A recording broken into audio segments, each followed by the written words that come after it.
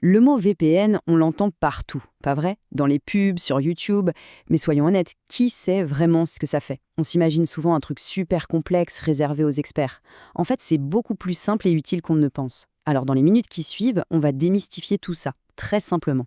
Pour bien piger le truc, il faut d'abord se poser une question assez simple. Qui nous regarde quand on est sur Internet? La réponse, eh bien c'est beaucoup, beaucoup de monde. Et c'est justement là qu'un VPN entre en jeu et vient tout changer. Alors voilà le programme. On va commencer par définir ce qu'est un VPN. Ensuite, on verra à quoi ça sert concrètement, quelles sont ses limites aussi, c'est important. Puis, comment bien le choisir. Et on finira avec un exemple concret. Allez, c'est parti. Première étape, donc, qu'est-ce qu'un VPN? Pas de panique, on va faire simple, sans jargon technique. L'idée de base, elle est assez visuelle en fait. C'est celle d'un tunnel sécurisé.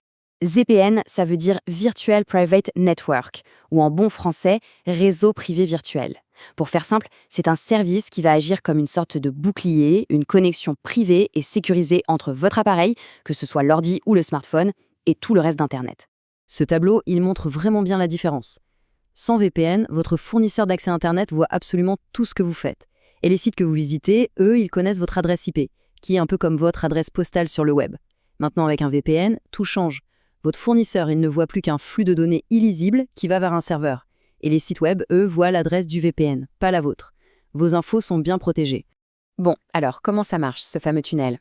En fait, c'est très simple. Étape 1, on lance l'appli VPN sur son appareil. Étape 2, à partir de là, tout ce qui sort de l'appareil est immédiatement chiffré et entre dans ce tunnel. Étape 3, ça voyage en toute sécurité jusqu'au serveur du VPN. Et enfin, étape 4, c'est ce serveur qui envoie les infos à leur destination finale. Le trajet est donc complètement sécurisé et anonymisé.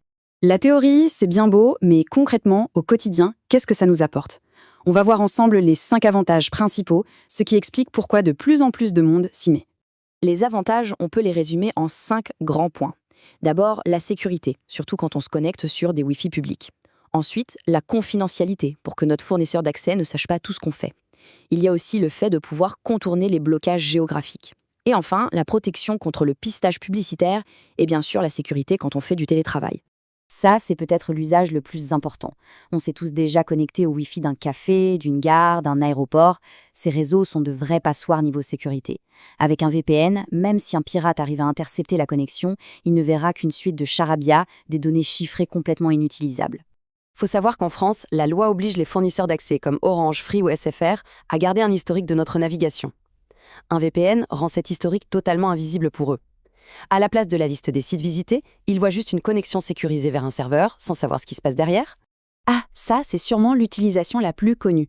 Les catalogues Netflix, par exemple, ne sont pas les mêmes en France et aux États-Unis.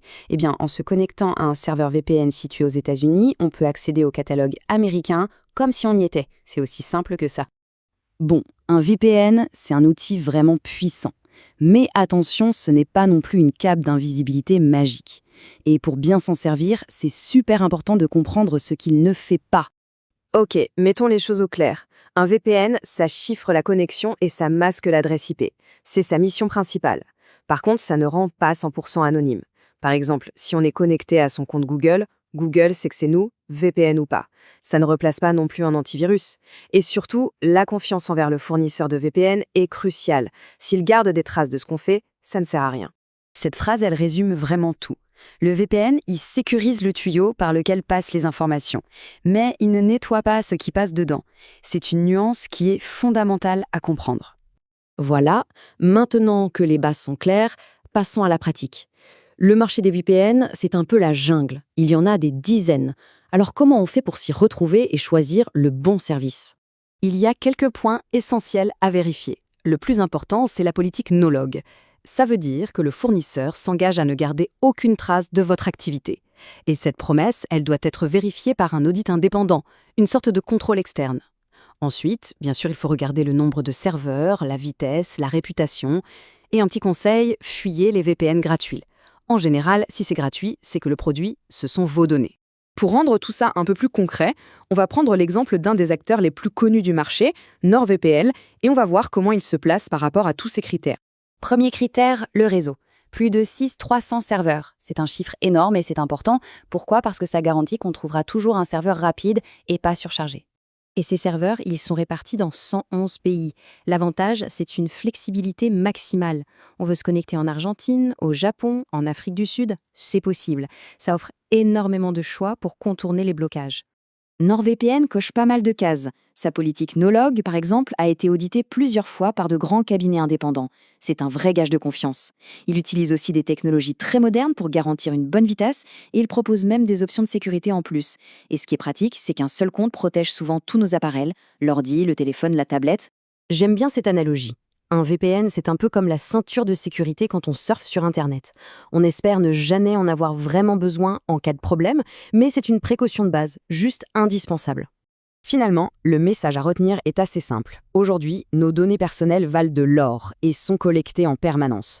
Dans ce contexte, un VPN, ce n'est plus un gadget de geek, c'est vraiment un outil de base pour reprendre un peu le contrôle de notre vie numérique.